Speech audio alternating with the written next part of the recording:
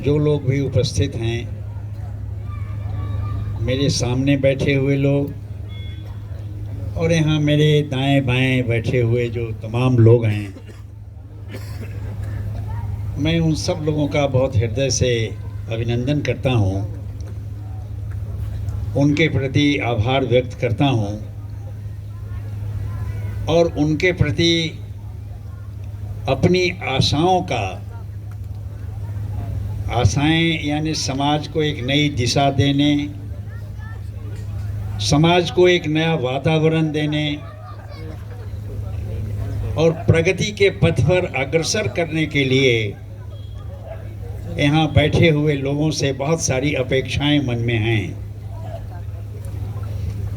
मित्रों, 1967 काफ़ी दिन हो गए, मैं पहली बार वैशाली क्षेत्र में आया था जब वैशाली एक ही प्रखंड हुआ करता था, दो नहीं, यानी अब तो पटेरी बेलसर भी उसका एक हिस्सा हो गया है। उन दिनों शायद 24 या 25 पंचायतों का एक प्रखंड होता था वैशाली। मैं 1967 में यहाँ आया था इसलिए कि उस समय बिहार में एक बड़ा सूखा पड़ा था। भयंकर सूखे से सारा बिहार गुजर रहा था। उसी समय बिहार में पहली बार एक गैर कांग्रेसी सरकार बनी थी, संवित सरकार, और सूखा इतना भयंकर था, एक मानवीय संवेदना पैदा हो गई थी कि क्या बिहार में लाखों लोग भूख से मरेंगे। देखिए, तब के नेतृत्व में कितनी संवेदना थी। जयप्रकाश नारायण ने पटने में कुछ लोगों को बुलाया, बातें की और एक बिहार रिलीफ कमेटी के नाम से एक संगठन का निर्माण हुआ। उस संगठन के कार्यों से मेरा संबंध था, मेरे जिम्मे कुछ उनकी जिम्मेदारियां थीं। वैशाली प्रखंड का काम जिन मित्रों के जिम्मे सौंपा गया था, यहाँ उस समय का जो नेतृत्व था, उनमें से अनेक लोगों ने जयप्रकाश नारायण को चिट्ठियां लिखी पोस्ट कार्ड पर कि यहाँ रिलीफ का काम ठीक से नहीं हो रहा है। तब के नेतृत्व में और आज के नेतृत्व में यही फर्क है कि कुछ पोस्ट कार्ड मिलने के साथ ही वो बेचैनी से तलाश करने लगे क्या हो, कैसे ठीक किया जाए। उस समय एक बड़े नाम सिद्धराज ढड्ढा, राजस्थान के रहने वाले, देश की राजनीति में गांधीवादी विचारों के क्षेत्र में उनका बड़ा नाम था, बड़ा महत्व था।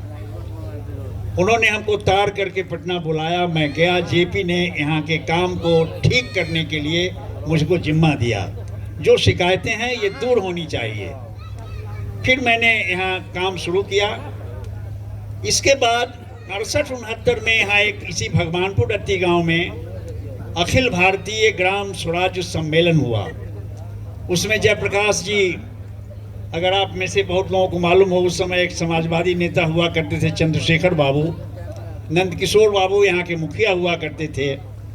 जयप्रकाश नारायण 4 दिनों तक चंद्रशेखर बाबू के घर में रहे और सारे देश के बड़े नेता, शंकर राव देव, गांधी के साथ काम किए हुए कांग्रेस के बड़े नेता थे, बैद्यनाथ प्रसाद चौधरी, दादा धर्माधिकारी, धीरेन्द्र मजूमदार, इस प्रकार के नामी ग्रामी लोग एक एक परिवार में रहे और 4 दिनों तक यहाँ ग्राम स्वराज सम्मेलन हुआ। मैं इस बात का जिक्र आपसे इसलिए कर रहा हूं कि गांव में गांव की ताकत प्रभावशाली हो और गांव में गांव की ताकत ही संचालक शक्ति हो, इसकी खोज उन दिनों भी की जा रही थी। मित्रों, जब 15 अगस्त 1947 को भारत की आज़ादी घोषित हो गई, आज़ादी के बाद जो देश के 2 बड़े नेता कांग्रेस के, बल्कि कहिए कई बड़े नेता महात्मा गांधी से मिलने गए, पंडित जवाहरलाल नेहरू, सरदार वल्लभ भाई पटेल, मौलाना अबुल कलाम आज़ाद जैसे लोग जब गांधी जी से मिले तो कहा कि बापू, मैं आपके पास आशीर्वाद लेने आया हूं। किस बात का आशीर्वाद? देश के नवनिर्माण के लिए हम पर अब जिम्मेदारी आई है। नवनिर्माण का जुआ हम अपने कंधे पर लेकर खींचेंगे, आगे आगे चलेंगे, जनता हमारा साथ दे, इस बात के लिए आप आशीर्वाद दीजिए। महात्मा गांधी ने कहा कि नहीं, इस बात के लिए मैं कोई आशीर्वाद नहीं दे सकता हूं। बहुत आश्चर्य की बात थी। क्यों? महात्मा गांधी जो आज़ादी के सबसे बड़े नायक थे और आज़ादी के सबसे बड़े बड़े जो नेता उनके पीछे चल रहे थे, जब उन्होंने समर्थन मांगा गांधी का, तो गांधी ने समर्थन और आशीर्वाद देने से मना कर दिया। गांधी ने कहा कि जब तुम आगे आगे चलोगे तो उससे नेशन स्टेट, राज्य की शक्ति बढ़ेगी, राज्य का राज्य होगा, देश की राजधानियों में ताकत सिमट जाएगी, सारे प्रांतों की राजधानियां ताकतवर होंगी, गांव ताकतवर नहीं हो पाएगा। इसलिए अगर तुम मुझको आशीर्वाद का आह्वान करते हो तो मैं तुमको ये बिल्कुल साफ शब्दों में कह सकता हूं कि तुम जो सोच रहे हो उसके मैं खिलाफ हूं, और गांव के लोग आगे आगे चलें, तुम साथ दो, इस बात के लिए मैं तुम्हें आशीर्वाद दे सकता हूं। और महात्मा गांधी ने कहा, भारत के 7 लाख गांव का 7 लाख ग्राम गणराज्य बने। ग्राम गणराज्य, हम जहां बैठे हैं, वैशाली गणराज्यों की जननी एक तरह से है। गणराज्यों की जयप्रकाश नारायण ने मुझको एक बार बातचीत करते हुए कहा कि वैशाली की मिट्टी में गणतंत्र का सुगंध है वाकई सुगंध यहाँ की धरती में। तो गांधी ने कहा कि 7 लाख गांव का ग्राम गणतंत्र बने, जनता आगे आगे चले, और जो देश के बड़े नेता हैं वो उसके पीछे चलें, उसका साथ दें। ये बात उन्होंने कही।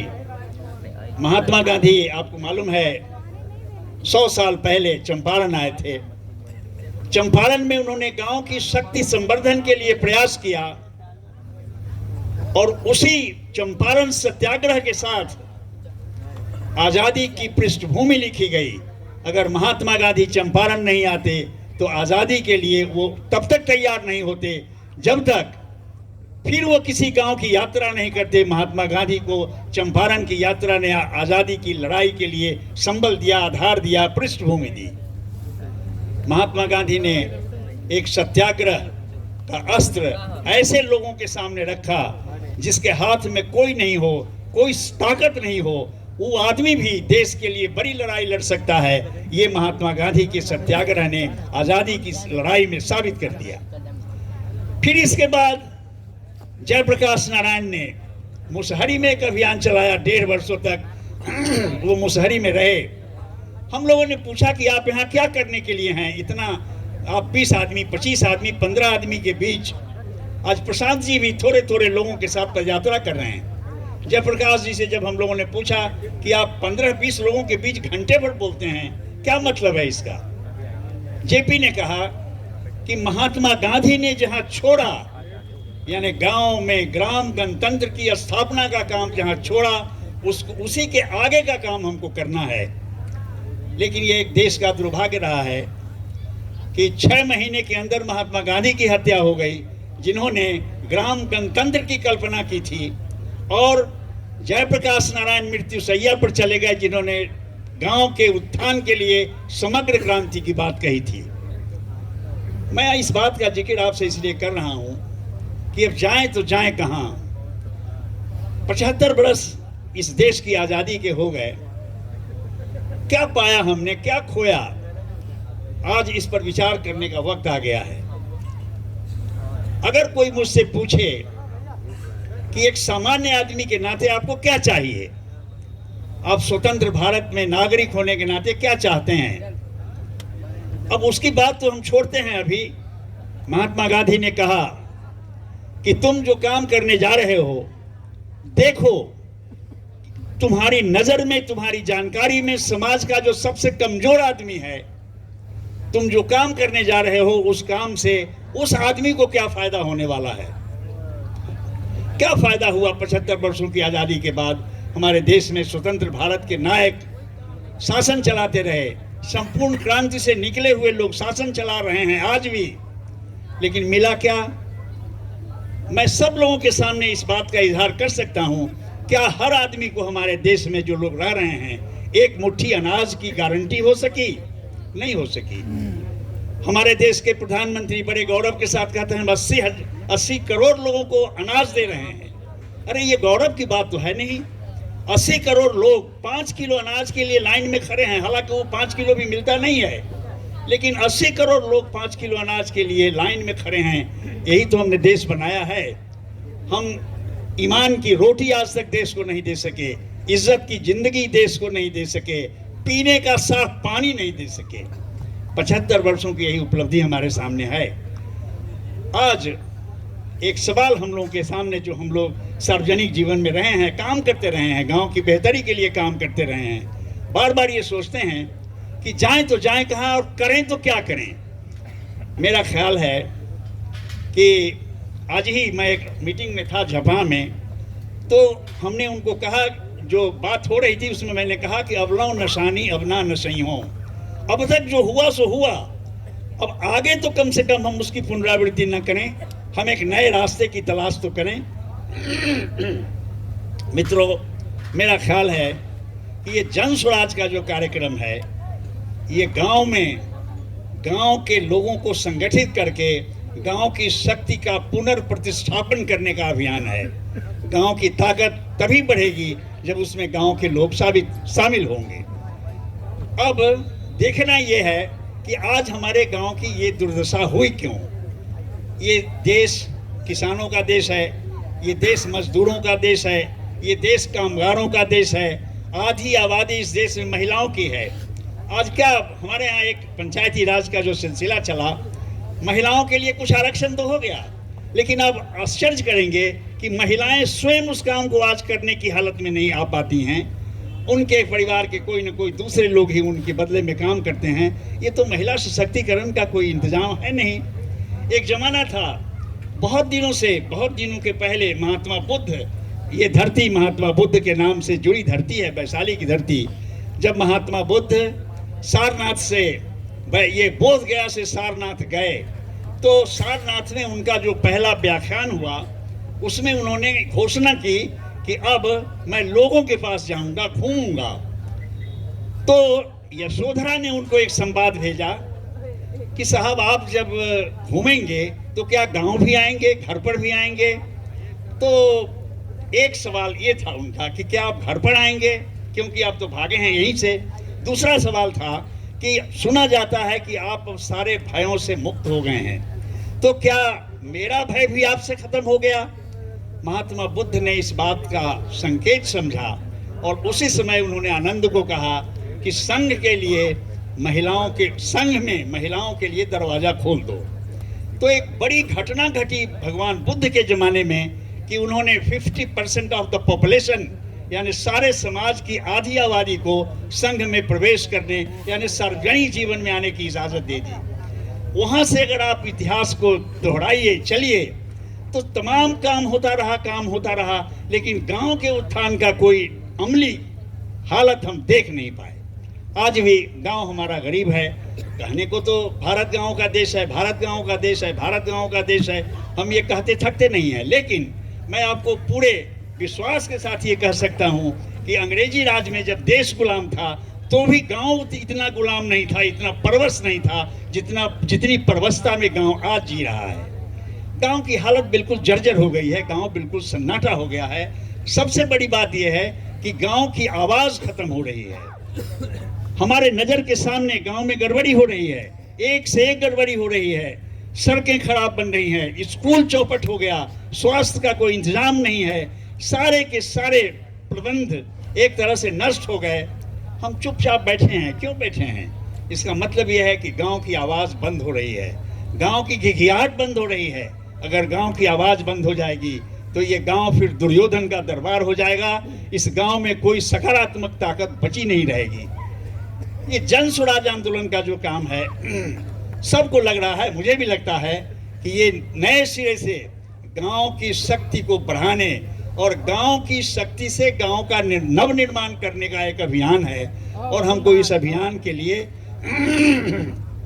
एक एक आदमी को अपना वक्त निकालना पड़ेगा, समय निकालना पड़ेगा, अपने स्कूलों को ठीक करना पड़ेगा, स्वास्थ्य की गारंटी लेनी पड़ेगी। और जिस प्रकार की राज व्यवस्था आज तक हम करते आए हैं उससे भिन्न राज व्यवस्था का इंतजाम भी हमको करना होगा।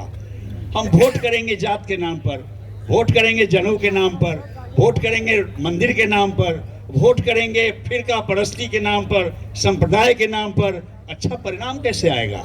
अगर अच्छे परिणाम के लिए हमको कदम बढ़ाना है तो हमको गांव को आधार मानकर, गांव के सार्वजनिक जीवन को लक्ष्य मानकर उसकी ताकत बढ़ाने के लिए ग्राम स्वराज की दिशा में काम करना होगा, जन स्वराज की दिशा में काम करना होगा। अरे आज़ादी का तो एक ही मानी है ना। हमारे देश का जो संविधान है उसके प्रियम्बल में लिखा हुआ है, एक नागरिक जो कहीं भी रहता है, निवास करता है, उसमें न सिर्फ राजनीतिक आज़ादी बल्कि उसको सामाजिक और आर्थिक आज़ादी भी मिले। आज एक राजनीतिक आज़ादी तो आप कह सकते हैं कि एक वोट देने का अधिकार हमारे पास है, लेकिन सामाजिक आज़ादी कहाँ है, आर्थिक आज़ादी कहाँ है? अभी ऑक्सफैम की एक रिपोर्ट, आजकल तो ये गूगल का ज़माना है, उस पर वो रिपोर्ट तैर रही है, उस रिपोर्ट की काफ़ी चर्चा भी हो रही है। हमारे देश में डॉक्टर लोहिया एक नेता हुए, उन्होंने आर्थिक समानता के बारे में एक बात कही, 100 से कम न 1000 से ज़्यादा समाजवाद का यही तकाजा। ये बात उन्होंने कही। आज विषमता का क्या हाल है? ऑक्सफैम की रिपोर्ट में ये लिखा हुआ है 1% आदमी के हाथ में हमारे देश की 54% संपदा कैद है। यानी आज जो व्यवस्था हमने बना रखी है उसमें अमीर आदमी और अमीर होता जा रहा है, गरीब आदमी और गरीब होता जा रहा है। ये कैसा इंतजाम हमने कर रखा है? इस प्रकार के इंतजाम को बदलना अगर संभव है तो वो जन स्वराज अभियान के द्वारा ही संभव हो सकता है। दूसरा कोई रास्ता कम से कम आज की तारीख में दिखलाई नहीं पड़ रहा है। ये जो हालत है, इस हालत को बदलने के लिए यही अभियान एकमात्र है। दूसरा ये है कि हमारा स्कूल है, चल नहीं रहा है, किसान हैं, खेती बंद हो रही है किसानों की दुर्दशा के कारण। यानी किसी किसान का बेटा किसानी करने को तैयार नहीं हो रहा है। क्या वो करेगा? हमारे यहाँ का जो नौजवान है, जो समाज का सबसे उत्तम तबका होता है नौजवानों का, युवाओं का, वो सब पंजाब में घूम रहा है, गुजरात में घूम रहा है, महाराष्ट्र में घूम रहा है, तमिलनाडु में घूम रहा है मजदूरी के लिए। क्योंकि हमारे यहाँ की खेती मजदूरों को मजदूरी देने की हालत में नहीं है। किसान गरीब हो रहे हैं, मजदूर बर्बाद हो रहे हैं, कारीगर के काम खत्म हो गए, सारे के सारे इंतजाम अस्त व्यस्त हो गए हैं। जन स्वराज का जो आंदोलन है ये नए सिरे से गांव को संगठित करने का आंदोलन है। और हमको इस आंदोलन को, अगर ये हम आंदोलन सफल नहीं कर पाए तो आप समझ लीजिए, है ना वो अब लो निशानी अब ना न सही हो, अगर ये संकल्प हम नहीं ले पाए तो फिर हमारा कोई भला नहीं हो सकता है। देश बहुत खतरनाक स्थिति की तरफ बढ़ रहा है। एक समय था जब यहाँ हम लोग बहुत थोड़े से लोग, चंद लोग आए थे। ये सुरेंद्र प्रसाद मेरे बगल में बैठे हैं, एक और हरिशंकर जी हैं, ये जेल गए थे, जेपी सेनानी। इसी काम के लिए हम लोग लगे हुए थे कि गांव में गांव की ताकत से संचालन का काम हो, गांव में गांव की ताकत निर्मित हो, संगठित हो, और हम उसी ताकत के आधार पर देश का नव निर्माण करें। अगर ये हम नहीं कर सके तो समझिए कि हमारा भविष्य बहुत अंधकारमय है और फिर हम नए रास्ते की तलाश करने से वंचित रह जाएंगे, भटक जाएंगे। ये आखिरी मौका है हमारे लिए, ये last and the best fight है।